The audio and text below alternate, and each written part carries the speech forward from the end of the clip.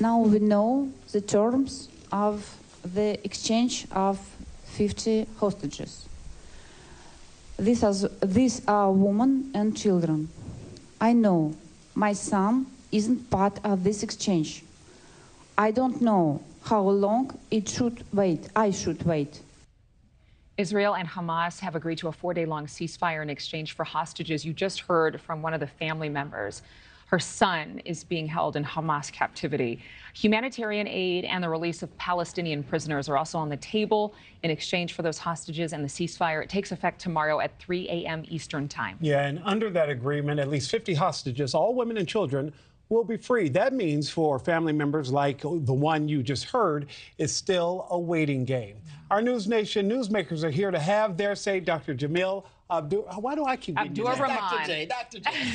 They're keeping it in the prompter for me. I'll say it next time. My goodness. Okay, and Susan Guthrie and Kurt Bardella are here with us this morning. Good morning, guys. Good morning. Kurt, I'm going to start with you because obviously this has been a highly polarizing conversation. There's been so much pressure on Prime Minister Netanyahu. He had said many, many times before he would not agree to a ceasefire until all of the hostages are being released. How do you think this is being perceived globally and here in America? Well, I think that they were able to reach this, 4-day ceasefire. It shows that there's some, bias towards acting responsibly.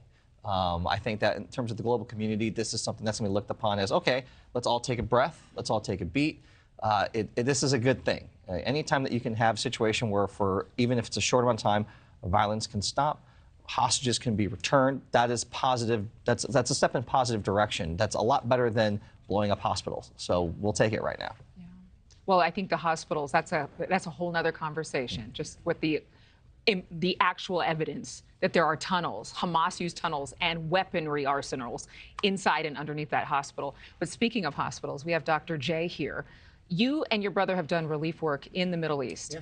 In terms of the Red Cross coordinating the exchange of these hostages, I mean, what do you believe, from your knowledge, will happen as they are handed over by Hamas? We don't know what condition they're in. We don't know.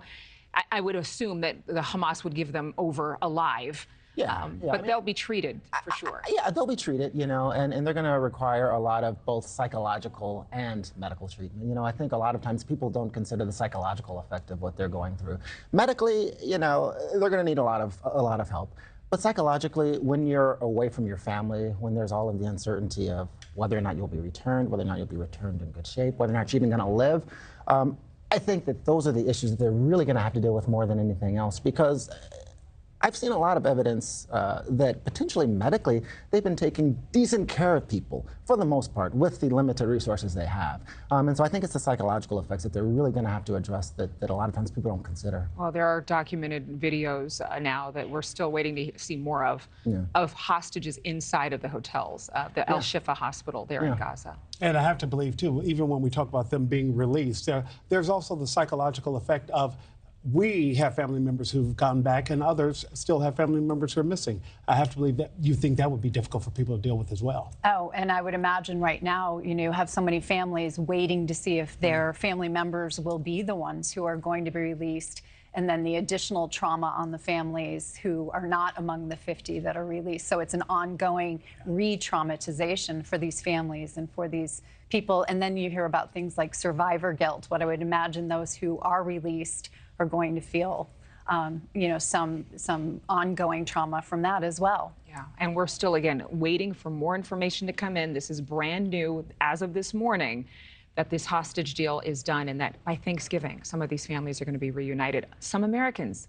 in that number. But it's right here at home where we're still dealing with the effects of this conflict. In New York City, I lived there for 5 years. I lived right near where they set up the Thanksgiving Day parade. 3.5 million people will watch the parade in person. Kurt, obviously we know holidays are rife with threats. I mean, this is when we often see some of these threats. Right. I mean, we've been particularly living with this reality since September 11th, honestly. Correct. That anytime you have big congregating places in big cities particularly, the threat level's higher, the awareness is higher, the diligence is higher, and it should be.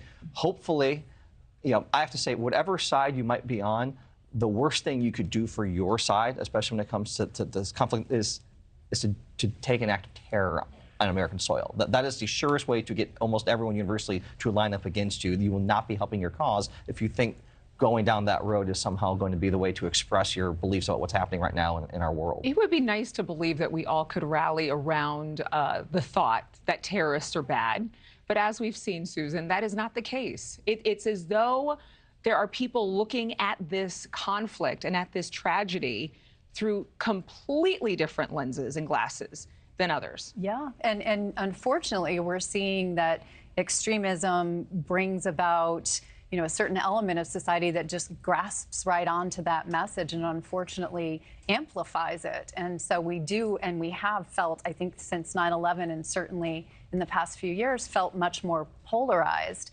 And so that threat level, I think, for everyone right now feels especially high with where we are in the world. Thank God 9/11 didn't happen at a time where there's all these social media tools, there's all these algorithms that are just pumping out disinformation and propaganda, and anyone that has a phone can express themselves in a way that may not be palatable or appropriate. I mean, you look at the spread of conspiracy theory, you look at the spread of, you know, with AI now and different information, it's like, if that had been around in 9/11, the aftermath of 9/11 would look really different. Yeah, no, absolutely. I think that the anxiety is an issue, right, Dr. J? The anxiety is definitely an issue, but Just watching some of these images. yeah, but I think a lot of the polarization as well kind of results from the fact that, you know, people don't always consider the nidus, what we call the nidus in medicine, for what's occurring, right?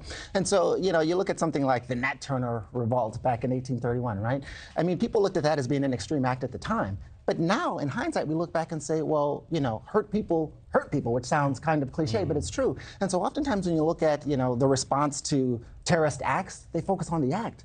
But what led to the act, you know? And I think that a lot of the polarization results from the fact that we tend to look at things in a vacuum, and we don't consider what led to it, and we kind of look at what follows based on a lack of looking at what led to it. Yeah. You know? Guys, I want to do a complete shift and talk about the latest guest that will be at everyone's Thanksgiving table, either admittedly or secretly. And I'm talking about Ozempic. Let's talk about that, guys, because more than 9 million prescriptions for Ozempic, Mounjaro, etc., in Q4 2022, up 300% between January 2020 and December 2022.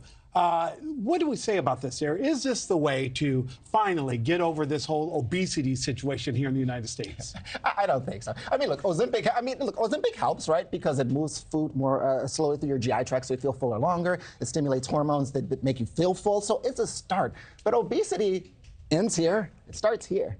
You know, and oftentimes medications don't address that. It's kind of like when people get gastric bypass. A lot of times they regain the weight because it starts. They still see themselves as overweight. Exactly. They still see themselves as large. And they have the behavior patterns that led to that. And no medication changes that. I just wonder, because I have friends who have taken the drug, and they are not hungry. It's like, we'll be having this great time celebrating, and before they would have been eating with me, and now it's like, no, I had my shake this morning, and I'm thinking, man, that's lousy. That is lousy around Thanksgiving Day. Sounds like half my friends in L.A., though. A Tic Tac and a cigarette, and they're good to go. But you guys, no, seriously, guys. Listen, we really want to thank you all for being here this morning. Yes. Thank you so much. Happy Thanksgiving to each of you. All right? We hope that you all have a wonderful Thanksgiving celebration. You too. And your families.